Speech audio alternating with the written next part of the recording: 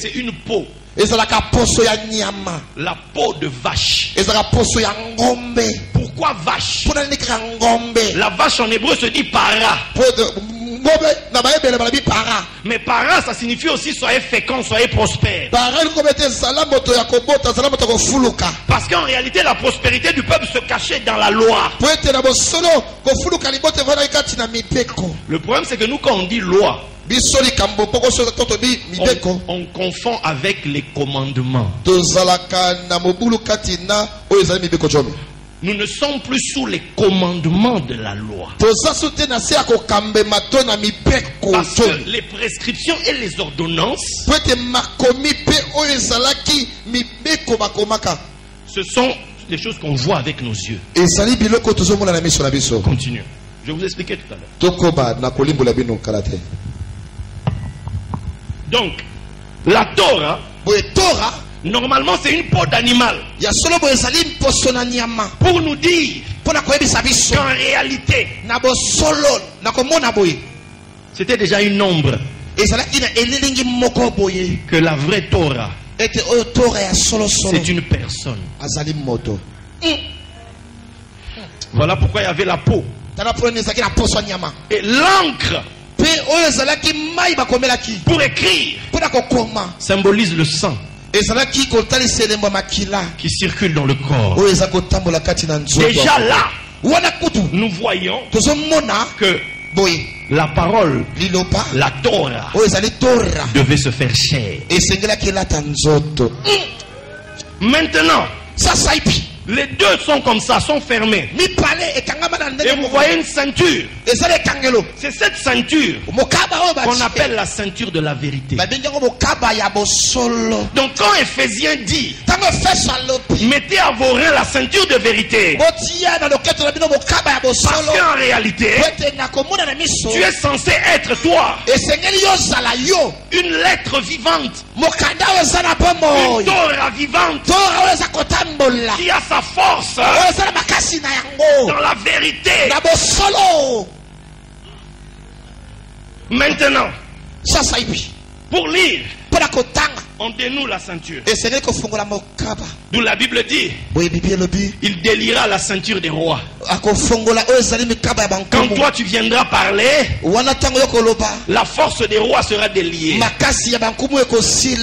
Et il y a un roi dont la force est prête à être déliée maintenant. Ce roi-là, c'est le Dieu des dieux, c'est le Seigneur des seigneurs, qui est prêt à te révéler son secret. Dalila avait compris le secret. Dont le nom vient de Dalal, qui signifie être pauvre, être sans force. Elle savait, parce qu'elle représentait les nations. Elle était en présence de Samson, qui symbolise le Mashiach d'Israël. Et il lui a dit, comment peux-tu m'aimer? Comment dis-tu que tu m'aimes? Il ne me révèle pas les secrets. Les secrets de ta force. Quand on délie la ceinture, Dieu dit je suis à ta disposition. Et là David maintenant peut se lever et dit ouvre mes yeux pour que je contemple les merveilles de ta loi.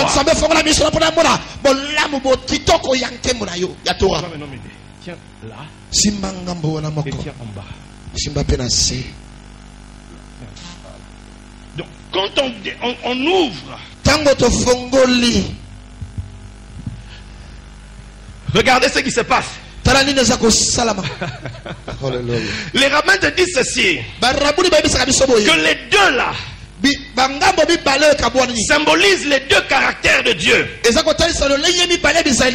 la droite et la gauche de Dieu, la bonté, la faveur et la rigueur. Voilà pourquoi on dit par Moïse est venue la Torah, c'est-à-dire le texte. Mais par Jésus-Christ est venue la vérité et la grâce. Mais la vérité et la grâce, c'est quoi? C'est la faveur et la rigueur. Il vient avec les deux. Alors pourquoi à la croix est au milieu et il tient les deux côtés?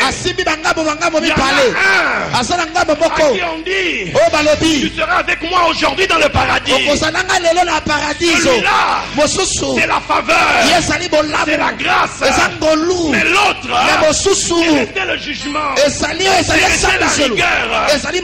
Mais au milieu se trouve quelqu'un. C'est celui-là que toi tu dois avoir la révélation. Quand tu viens dans le texte, quand tu viens dans le rouleau.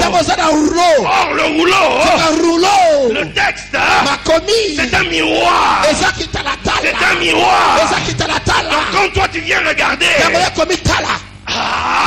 quand tu viens regarder, tu ne dois pas te limiter à ce que ton texte voit, mais tu dois chercher ce qui te concerne dans le texte. Je parle à quelqu'un ici. Je parle à quelqu'un ici. Je parle à quelqu'un ici. Je dis je parle à quelqu'un ici. Le roi, son mystère c'est ça. Et David a quelque chose dont on nous parle dans Apocalypse. On nous dit ceci: ainsi dit celui qui a la clé de David, celui qui ferme et personne n'ouvre, celui qui ouvre et personne ne ferme. Mais on parle de quoi? On doit ouvrir quoi? On doit fermer quoi? Il s'agit du secret. Il s'agit du mystère. Parce que ceci, la Bible dit ceci: la clé de David. Le mot clé en hébreu se dit Miftéa. Non, la Bible, je vous ai dit ça lundi ici, qu'il y a une loi qui dit que celui qui a de l'intelligence calcule. Or Miftéa, c'est 528. 528, c'est 22 fois 24. Vous êtes toujours avec moi, hein? 22, c'est les lettres de l'alphabet. Nous appelons Yeshua l'alpha et l'oméga. Mais alpha et oméga, c'est en grec. Mais ces choses-ci, c'est en hébreu. Yeshua n'était pas un grec. C'était un juif de la maison de David. Et pour lui, au lieu de dire alpha et oméga, on va dire Aleph et le Tav. Première lettre et 22e lettre. Donc quand on dit qu'il est la Aleph et le Tav, c'est pour dire qu'il est toutes les lettres de l'alphabet. Tu ne peux pas parler hors de Yeshua. Tu ne peux pas former des mots sans passer par Yeshua. Il est la Aleph et le Tav. Il est les 22 lettres de l'alphabet. Il est toute la parole de Dieu. Maintenant si on a compris 22, c'est les lettres de quoi? On dit de 24. 24, c'est quoi 24? Quand Jésus dit, parlant de lui-même, il a commencé par Moïse. Or Moïse, c'est ça. La Torah, c'est 5 livres. Après cela, on a les prophètes. Or les prophètes, c'est 8 livres. Josué, 1. Juge, 2. 1 Samuel et 2 Samuel, 3. 1 roi et 2 rois, 4. Esaïe 5. Jérémie 6. Ézéchiel 7. Et le 8e rouleau est composé de tous les 12 petits prophètes, c'est-à-dire les petits textes des prophètes que vous voyez là. Ça fait 8. On en est à 13 déjà. Mais il nous reste encore 11. 11, hein? Jésus dira, Moïse, les prophètes et les psaumes. Les psaumes, c'est le livre le plus costaud de la troisième partie. Où tu as les psaumes, tu as les proverbes, tu as Ecclésiaste, tu as Cantique des Cantiques, tu as Daniel.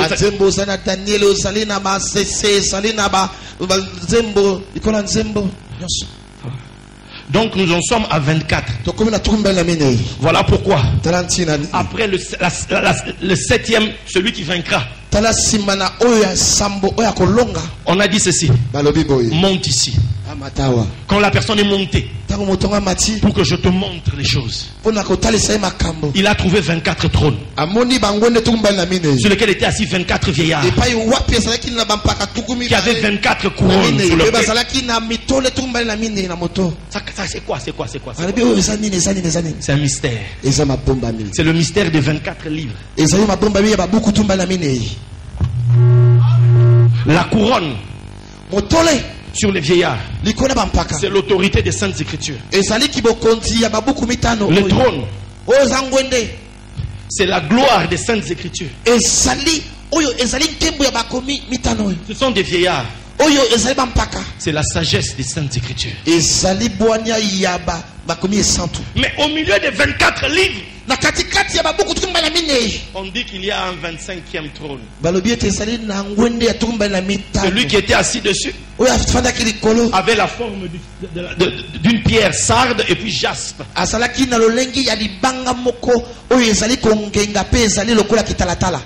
Le jaspe et la sarde, c'est les deux pierres du premier fils de Jacob et le dernier fils. Donc nous nous retrouvons là en présence du trône du roi d'Israël.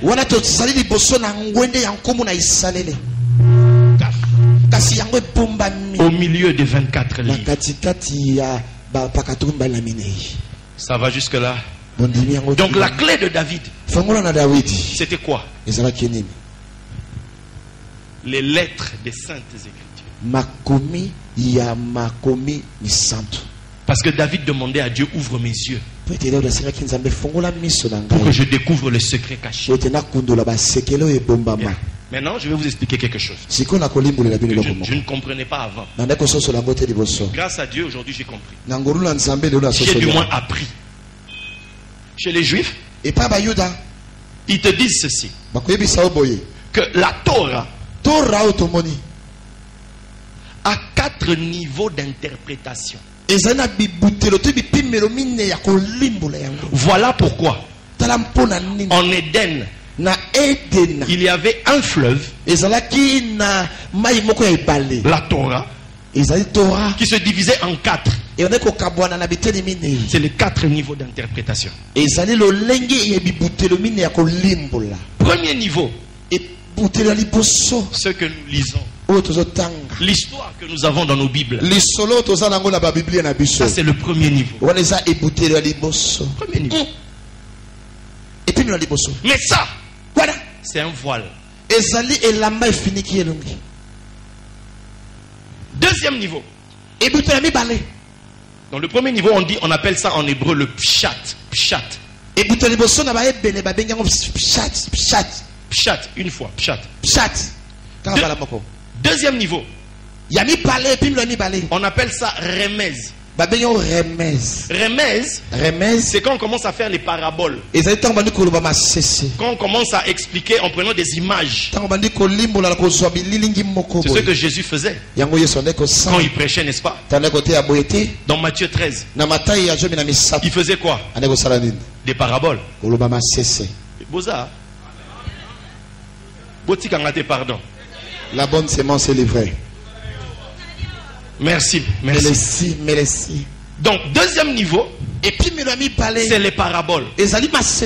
Mais regardez, les apôtres ont demandé à Jésus: pourquoi tu leur parles toujours en parabole? Mais il dit: ça ne leur a pas été donné. de connaître, de recevoir. Pour eux s'accomplit ce qu'a dit Esaïe. Ils auront des yeux, ils ne verront pas. Des oreilles, ils n'entendront pas. Ils ne comprendront rien. De peur que s'ils comprennent, ils vont se convertir. Et s'ils se convertissent, je serai obligé de les guérir. Mais c'était une malédiction. Mais maintenant, les apôtres, eux, les disciples de Jésus, à eux, on expliquait les secrets. D'où il faut qu'on te dise, écoutez la signification de la parabole. Quand on parle de la semence, c'est la parole. Ça change tout. Quand on dit la fin du monde, c'est le moment de la moisson. C'est comme ça, oui, c'est comme ça. Etc. Troisième niveau, c'est ce qu'on appelle le drash. Drash, ça vient d'un verbe d'arrache qui signifie rechercher, enquêter. Et ça, c'est la part, c'est-à-dire tu fais des enquêtes par rapport à tout ce que les grands ont dit.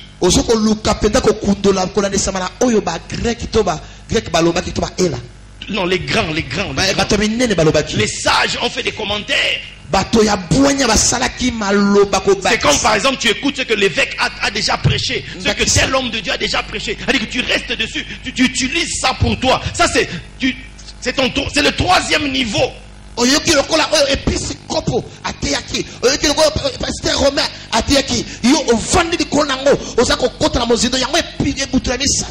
C'est le troisième niveau. Là-bas, tu vas trouver chez les Juifs, il y a le Talmud, il y a des livres. Donc, mais le problème, c'est que Jésus était contre ça. Et c'est là où Paul dit attention aux fables et aux légendes, parce qu'il y en a beaucoup.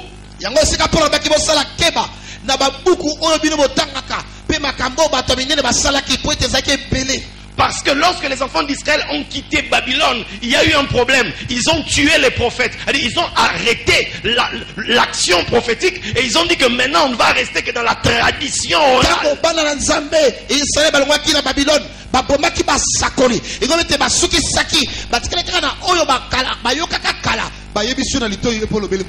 Et ils se sont dit que les prophètes ont échoué, les prophéties sont fausses, donc on va rester dans la tradition.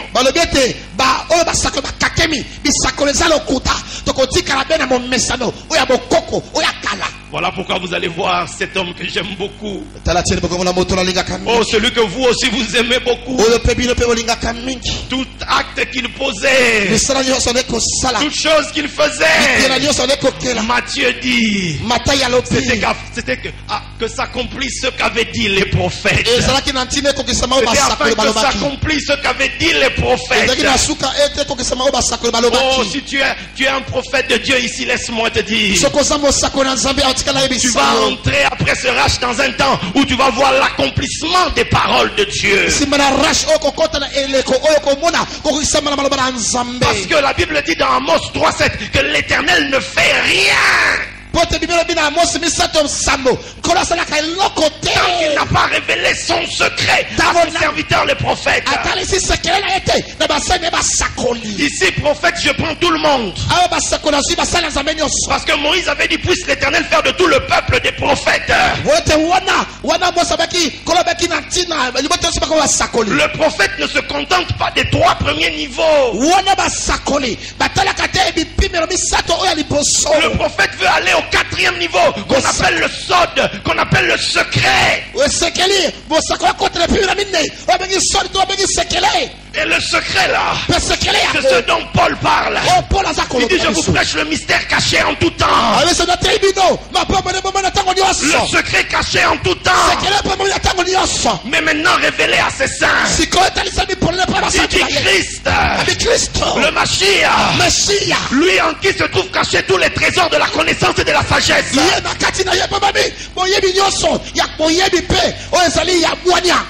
La Bible dit, la gloire de Dieu est de cacher les choses. Le mot la cacher les choses, c'est voiler. Voiler la parole. Mais la gloire des rois, c'est de sonder la parole. C'est de percer la parole. C'est d'aller au-delà du voile. D'où les Juifs ont subi la malédiction d'Ésaïe. Ils ont vu, mais ils n'ont pas compris. Parce que devant eux, la parole, le Dabar, la Torah, c'était revêtu d'un voile de chair. Et marchait au milieu d'eux. Mais eux ne voyaient pas. Et Jésus a dit aux apôtres, vous êtes heureux quand vous voyez et entendez ce que des prophètes, ce que des rois ont désiré voir, ont désiré toucher. Écoute-moi bien, Église du Congo. Une nouvelle saison s'ouvre pour toi. En ce 8 de la 8e édition, un nouveau commencement, une nouvelle dimension. De même qu'on déploie le rouleau, de même qu'on ouvre le secret, des nouveaux cieux sont déployés, une nouvelle terre est étendue. Ta vie ne sera plus jamais la même.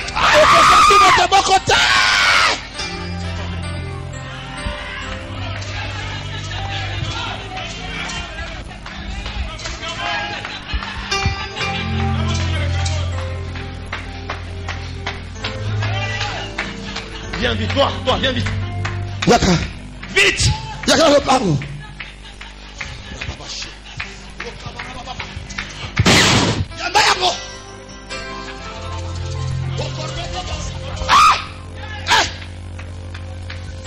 Qui a mis ses chaussures ici? Vite.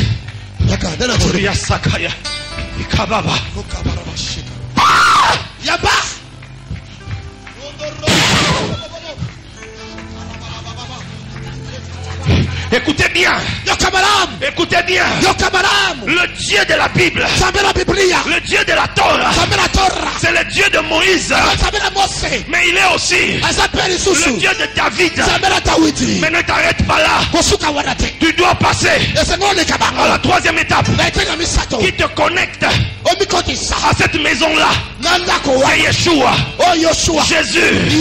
Paul l'appelle le Dieu de paix. Dieu de paix.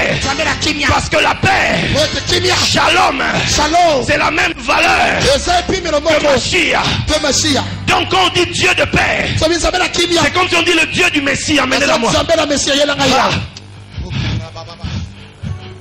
Le leader ne peut pas prier comme les gens du peuple. Parce que toi, ton secret, c'est le livre. Ouvre tes yeux, dit la Bible, afin que tu sois rassasié de pain.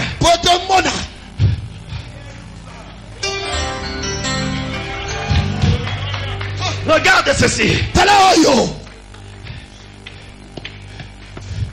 3 choses. 3 noms. En tant que leader, tu ne peux pas rester. Regarde.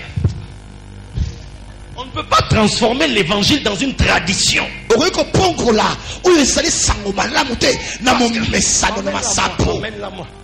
Pourquoi? Parce que chez les Juifs eux-mêmes, quand eux nous regardent, ils disent ceci: si c'est Yeshua, votre Yeshua là, que nous on a rejeté, et le Mashiach, le Messie que les Écritures ont annoncé, alors vous devez venir avec le secret. Vous devez nous révéler les secrets de la Torah. Vous devez nous révéler ce qui est caché à l'intérieur. Voilà pourquoi le signe de l'église à la Pentecôte, ils se mirent à parler en langue. Et Paul dit ceci: celui qui parle en langue, en fait, il dit les secrets. C'est un signe extérieur de ce qui doit se passer. Toi, tu dois commencer à révéler les merveilles de la Torah, les merveilles de la parole. ce qui est caché à l'intérieur du texte. La Bible dit le châtiment qui nous donne la paix est tombé sur lui. Et par ses meurtrissures, nous sommes guéris. Mais de quoi s'agit-il? De quoi s'agit-il? Parce que quand je lis Hébreux 12, Hébreux 12 me dit ceci: supporter le châtiment, c'est comme des fils que Dieu vous traite. Mais de quoi s'agit-il? Parce que tous les fils passent par le châtiment, passe par les... Écoute, tous les fils, tu ne peux pas entrer dans l'héritage si tu ne passes pas par le châtiment. Mais le problème, on a mal traduit châtiment. En français, quand on entend châtiment, on pense punition. Mais en hébreu, aide-moi. En hébreu, c'est le mot moussar. Moussar signifie enseignement, instruction. En grec, c'est le même mot païdéa. Ça signifie instruction. Asseyez-vous. Instruction. Enseignement. Écoutez ceci. Quand tu dis le châtiment qui nous donne la paix est tombé sur lui, comme si tu disais l'enseignement qui nous donne la paix, c'est lui qui l'a reçu. C'est lui qui l'a reçu. C'est lui qui l'a reçu. Mais cet enseignement-là, c'est quoi? Dans le secret des lettres et des nombres, Moussa, c'est 306. Et la paix, Shalom, c'est 376. Quand tu fais la soustraction, tu trouves 70. Vous avez compris, hein? Par ces meurtrissures, nous sommes guéris. Meurtrissures, c'est Raboura. Raboura, c'est 215. 215. Et guérison, qui nous guérit là, c'est Rapha. C'est 285. Quand tu fais la soustraction, 70. Pourquoi 70 se retrouve là deux fois? Parce que chez les sages en Israël, 70,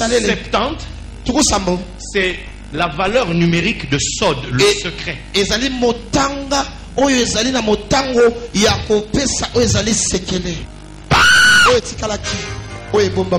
C'est le secret. Le secret. Le secret, frère. Viens.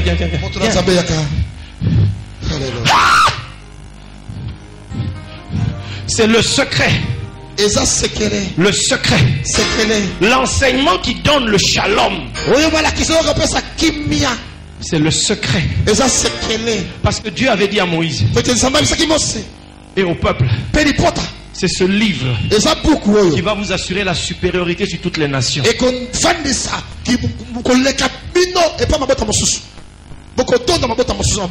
La vague du réveil du Congo a été portée par les flèches de Dieu et les évangélistes. Et les évangélistes ont proclamé avec force, avec intransigeance.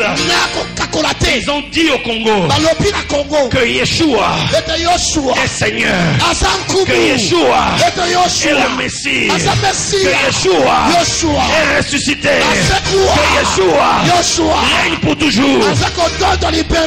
C'était les flèches. Et ils ont donné naissance à l'onction apostolique et prophétique. Un prophète, ce n'est pas celui qui vient te dire simplement na lotaki, na monaki, et ça là qui boye, noko na yo, tantil na yo. Ce n'est pas ça le prophète. Ça c'est un don de prophétie. Le prophète en Israël révèle les secrets de la Torah.